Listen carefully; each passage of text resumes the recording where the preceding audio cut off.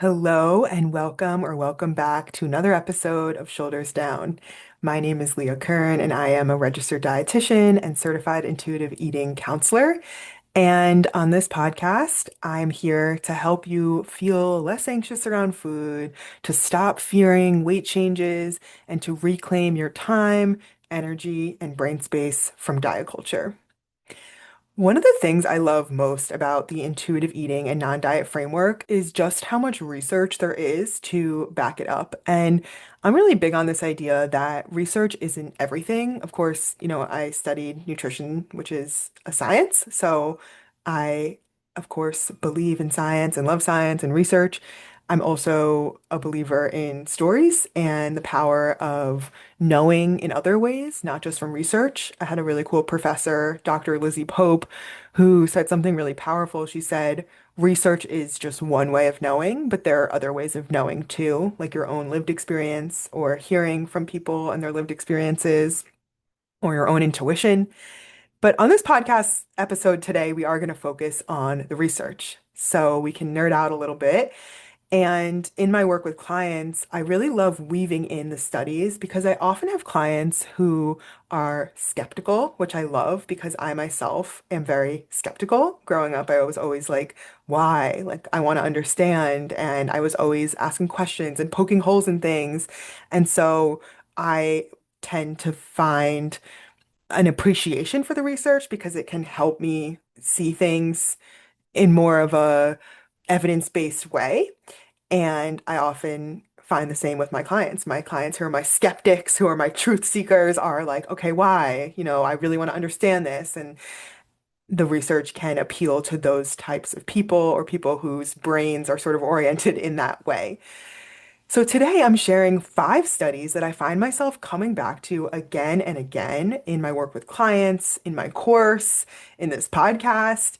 These are the studies that really make you pause and rethink old assumptions and poke holes in your old ways of viewing food. So I can't wait for you to hear these. You've probably heard me mention these here and there if you've been listening to the podcast, but I'm excited to present them to you in this way. 5 studies that will change the way you think about food forever. And before we get to the studies, I just want to remind you, if you haven't already, pause this podcast, go to the link in the show notes, and download our free intuitive eating starter pack. This is a beautiful designed Notion dashboard that has so many different tools to get you either started on your intuitive eating journey or to help you move along your intuitive eating journey. And so that you can feel peace with food, stop thinking about calories and your body and exercise 24/7, and feel more freedom and ease in your everyday life. There is a couple ebooks in there. There's a couple different exercises and tools and worksheets, and it's just a great free resource that I would love for you to have. So head to the link in the show notes, download our free intuitive eating starter kit, and you will have it sent right to your inbox immediately. Okay, with that, let's dive into the studies. The first study we're going to talk about, I call the rabbit study. I don't know if that's the official name, but that's what I refer to it as. The rabbit study took place back in the late 1970s when a scientist named Dr. Robert Neerum set out to study the relationship between diet and heart health. He and his team designed what was a pretty straightforward experiment, or at least it seemed that way. They took a group of rabbits that were nearly genetically identical and fed them a diet that they believed would lead to negative heart health outcomes. This was a diet basically high in fat. And the expectation was that if the rabbits were all eating this diet and they all had the same genetic makeup, then they should all have the same negative heart health outcomes as a result.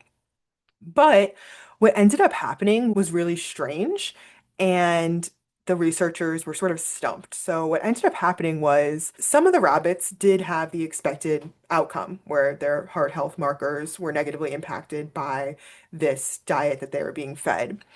But some of the rabbits actually didn't have any noticeable change in their heart health. They remained at baseline. And so this was strange to the researchers. Again, all the rabbits were fed the same diet and they were all almost genetically identical. So they were trying to figure out what happened here. Why did some of the rabbits have the negative heart health outcomes and some did not? Well, it turned out that one of the groups of rabbits was being cared for by a research assistant who happened to really love animals. And it turns out that this research assistant was picking up the rabbits and petting them and speaking to them while feeding them. And the other group of rabbits, the other research assistant in charge of the other group of rabbits, was just sort of treating them like lab animals, feeding them through the cage, not speaking to them or petting them or showing them any extra love. So this made the researchers think, could it be that this difference in how the research assistants were handling the rabbits, could it be that this is what was leading to the differences in health outcomes? And it turned out that this was true. They replicated this effect to see if it was repeatable, and it was. So, despite eating the same high-fat diets, the rabbits who were handled with love and care and kindness seemed to be protected from the negative heart health outcomes. And this became known as the rabbit effect, the idea that connection, compassion, love can literally change our physiological response. And why I love this study so much and why I find myself referencing it with clients all the time is because diet culture can make us think that what we eat is what we eat, and a calorie is a calorie, and food is food. It sort of boils things down. I don't know how many times you've heard in diet culture something like, "Oh, it's as simple as diet and exercise." They try to make it seem so simple. But this study captures that it's really not, because you can eat the same food, the high fat food that's expected to be negative for heart health, and it can have a different physiological effect just based on the emotional state that you're in when you're eating alone. So, what I mean by that is the rabbits that were being pet and spoken to and shown love were probably in a different state than the ones who were just like in a cage being treated like lab animals. So that's one way to interpret it. Another is, looking at social determinants. Other factors can be protective against negative health outcomes and can have an even greater impact than the food we're eating, like our levels of social connection and our interpersonal relationships and our stress levels. And if you're asking yourself, well, this was just rabbits, how do we know this is replicatable for humans? Just hold tight, because the next study we're talking about will be a epidemiological study that was done on humans, and it showed something really similar. But yeah, this study is such a beautiful reminder that health isn't just about what we eat, it's about our stress levels, our relationships, the way we're cared for, and even the way we care for ourselves. And what I think is such an important takeaway is these factors often matter just as much, if not more, than the food we're eating, which really turns diet culture's whole premise on its head, because diet culture will make it seem like food and exercise are the most important things for your health outcomes. And this study really disproves that. And I like to take it one step further of like, diet culture has an agenda in getting you to believe that food and exercise are the most important things for your health outcomes, because then they get to sell you, well, here's an exercise plan and here's a food plan. It's much harder if diet culture were to recognize that things like our relationships and our happiness and our stress levels and all of these other things impact our health outcomes, because it's much more difficult for them to try and package that up and sell you a fix or a way to improve your happiness and your stress levels and your social determinants. So this is very intentional, and so much of it has to do with diet culture trying to profit off of us. Surprise, surprise. That's often what this comes down to.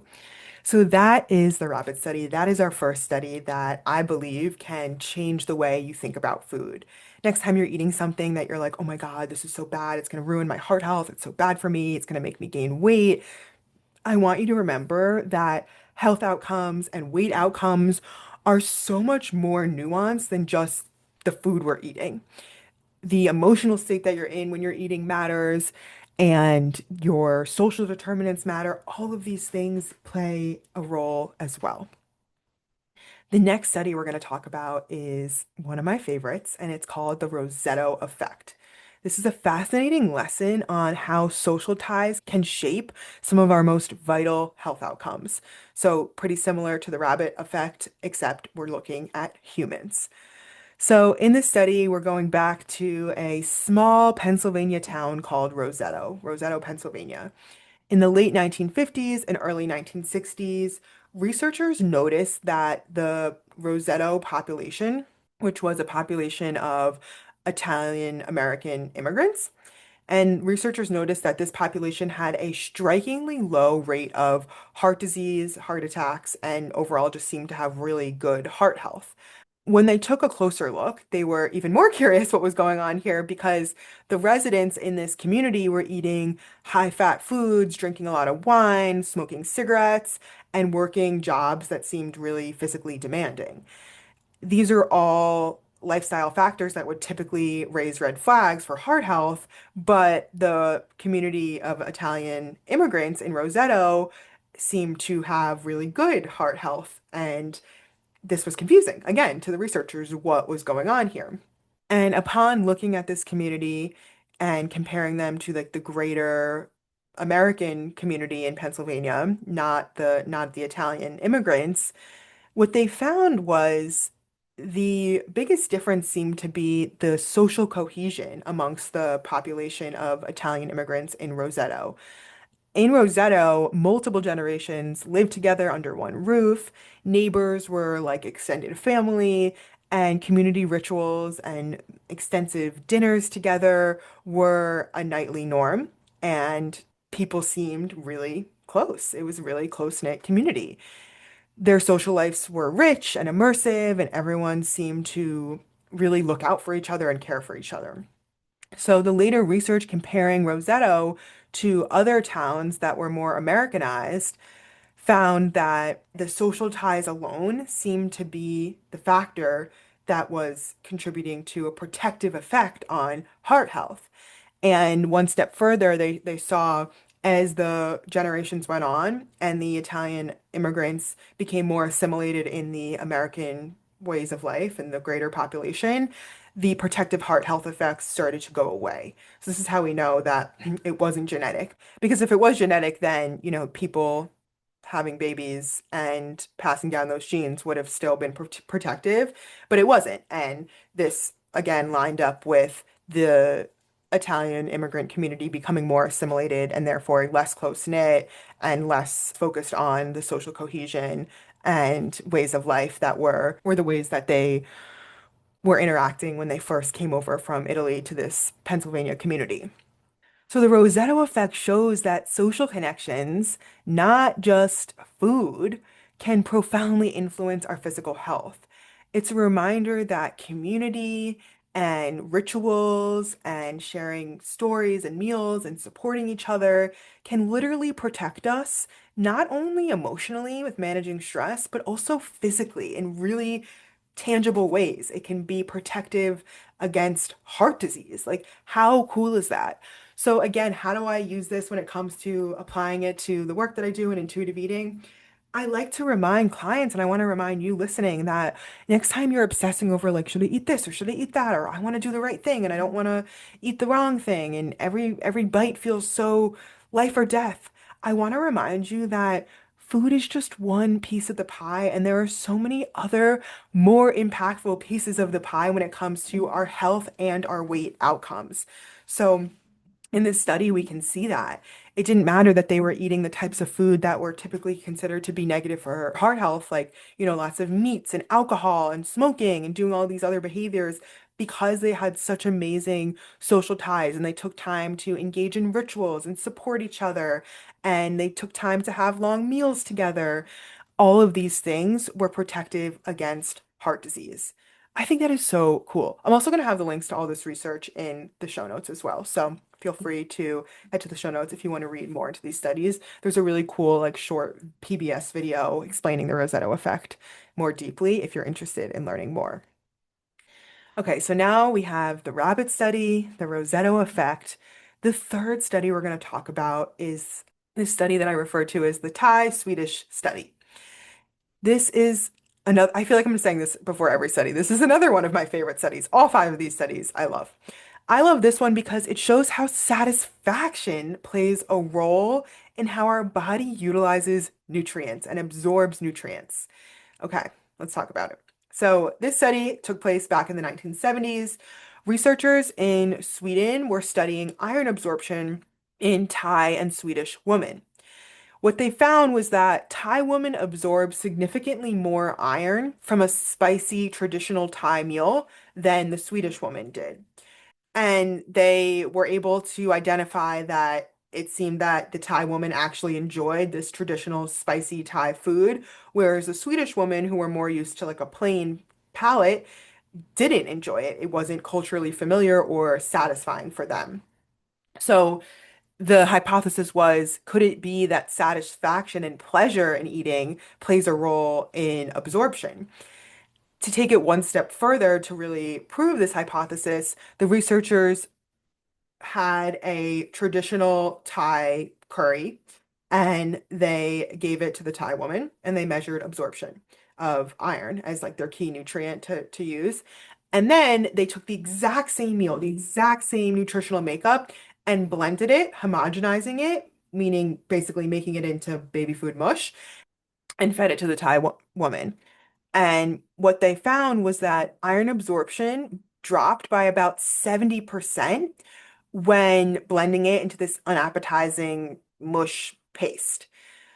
So, because nothing changed in terms of like the food was still the food, the contents were the same, it was just the texture being completely different. So, again, before they blended it up, it was like a nice bowl with different textures of like vegetables and rice and broth, and then they blended it up and it was just mush.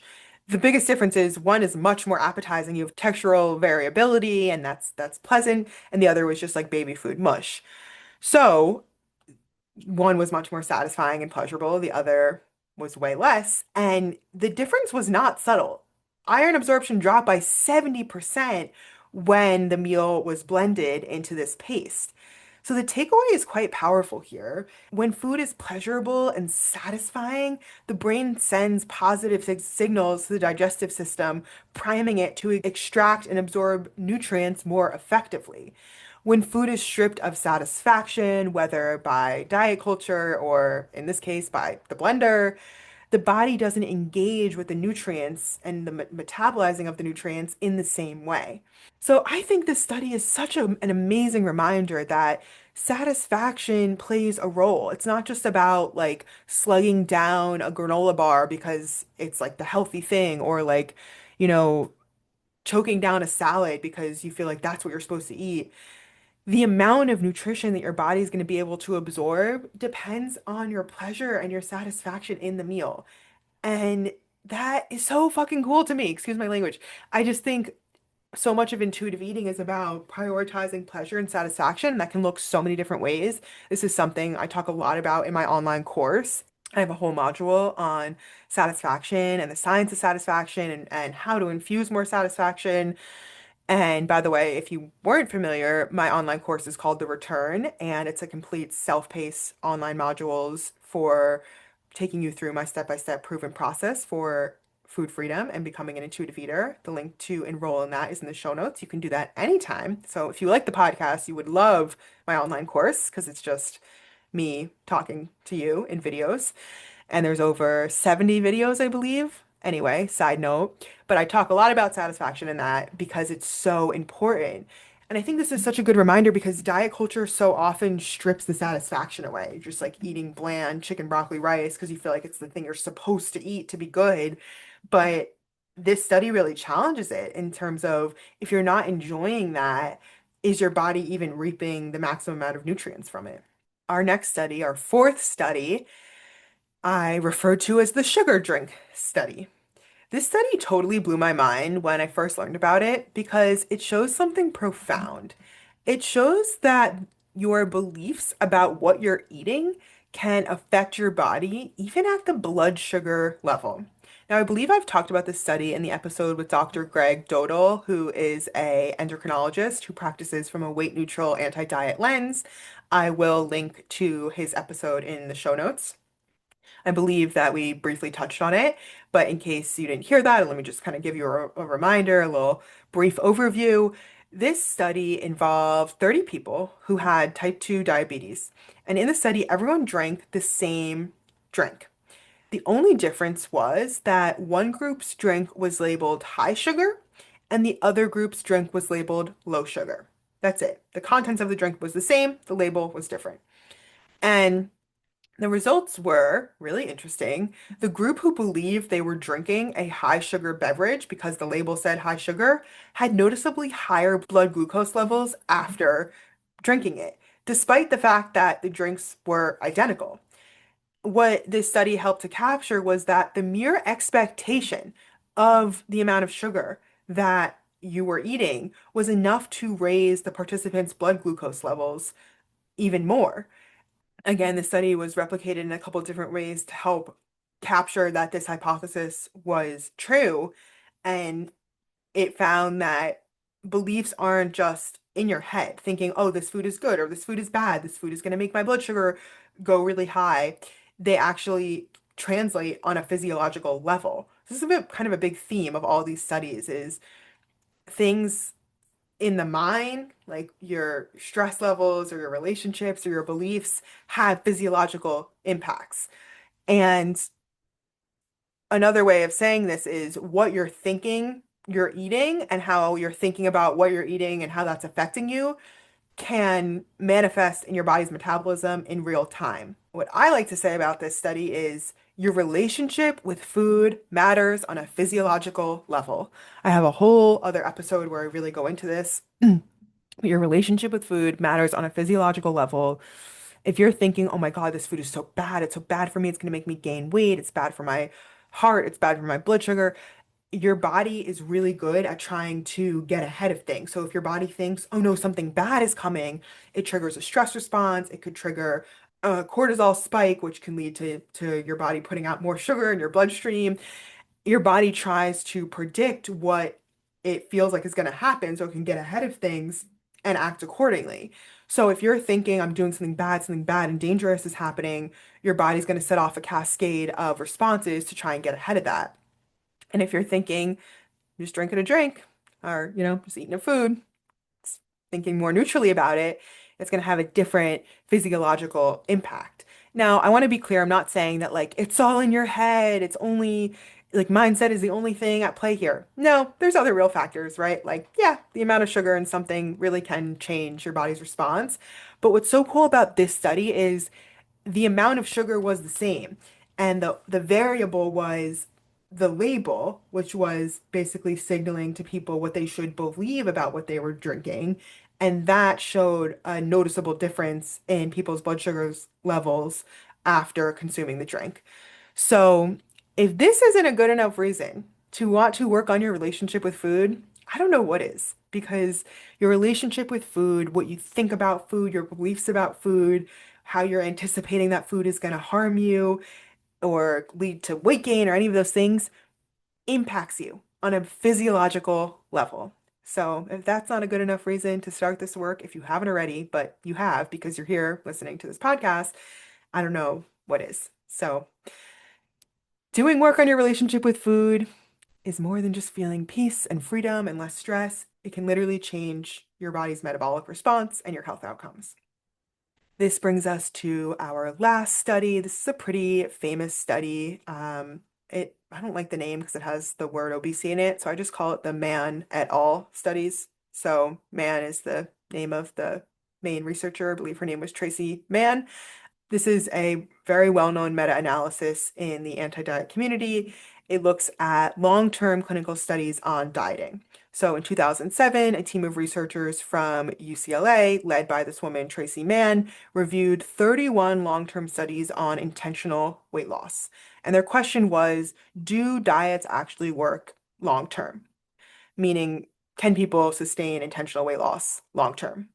And what they found is, at first, most diets produce weight loss, which isn't surprising. People see that. Yeah, it worked for me at first. But when the researchers followed people over 2 to 5 years, more long term, the picture changed. And what they found was that many of the participants, a majority of the participants, regained the weight that they had initially lost. And actually, in many cases, participants ended up gaining back more weight than they initially lost. So the statistic that gets thrown around a lot is this like 95% number. 95% of pursuits at intentional weight loss lead to gaining back more weight than was initially lost. It's a little bit unclear where this exact number comes from. People often cite this study, but this study shows it's something more like two-thirds of dieters gain back more weight than they had initially lost.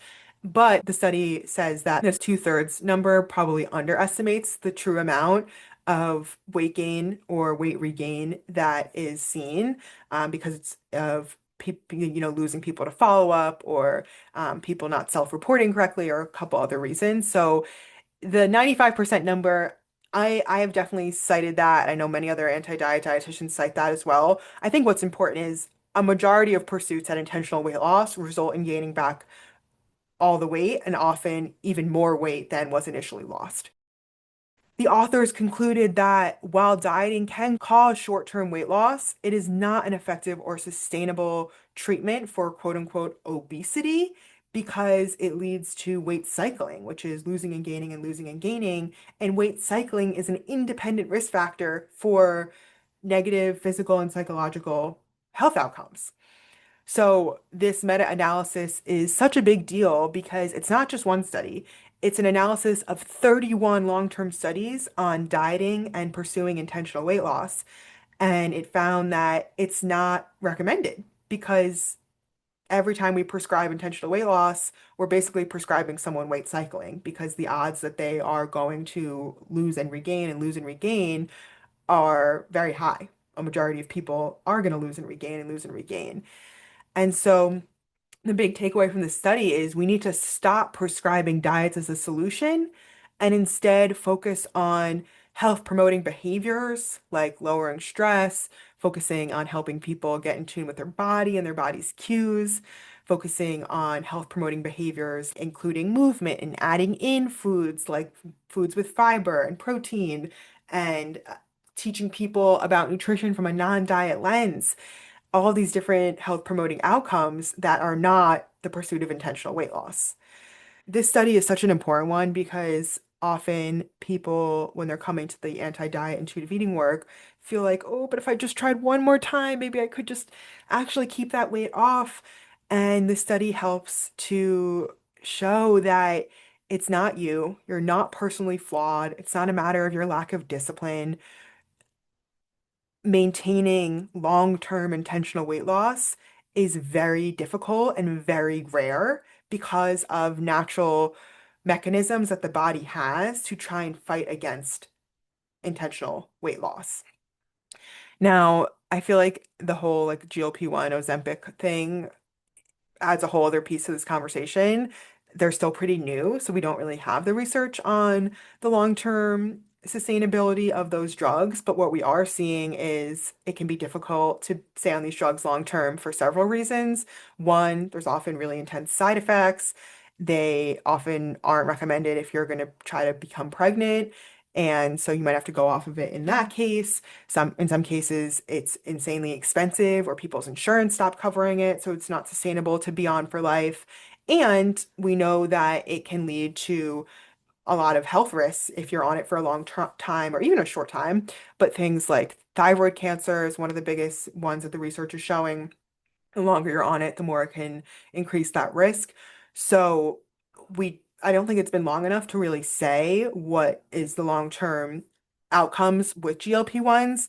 But if we look back on other sort of magic pills or magic fixes to intentional weight loss that have been on the market in the past, the trend has been the same.